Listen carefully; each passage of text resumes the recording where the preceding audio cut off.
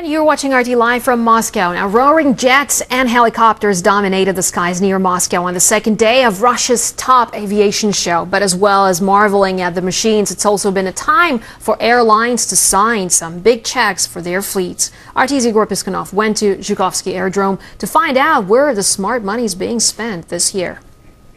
Several deals have already been signed since the start of the Moscow International Air and Space Show.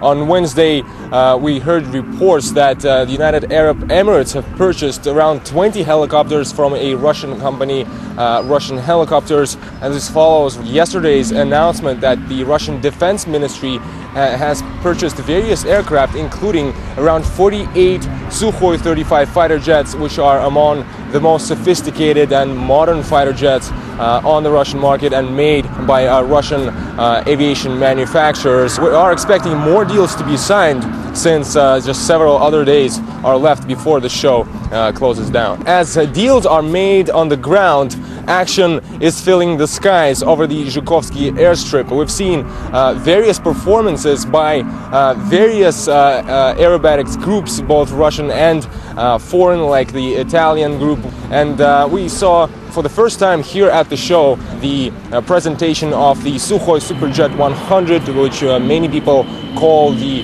hope of Russian aviation, because this is the first modern commercial aircraft, mid-range. It was built in cooperation with foreign companies. We also saw a spectacular display of flying skills done by a group of helicopters, including the K-52, which is one of the most modern Russian attack helicopters, also known as the Alligator. It has a coaxial rotor system, which makes it extremely maneuverable. That's why we saw some extremely impressive flying skills performed by it. This machine is heavily armed and really dangerous, and is meant to be a command helicopter controlling the action of other attack helicopters working in the area, such as the Mi-28N, also known as the Night Hunter. We saw its performance earlier today. It's called the Flying Tank and is meant to attack targets both on ground and in the skies. MiG-35 is considered to be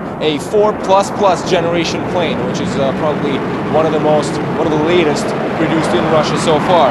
Now, what makes this plane different from the others is its maneuverability and speed. It can go at nearly 2,500 kilometers per hour, and its engines can be modified to a thrust vectoring system, which increases its maneuverability. It's the second day of the Moscow International Air and Space Show, and the organizers decided to end the second day with this spectacular show of flying skills done by the Patrol de France aerobatics team.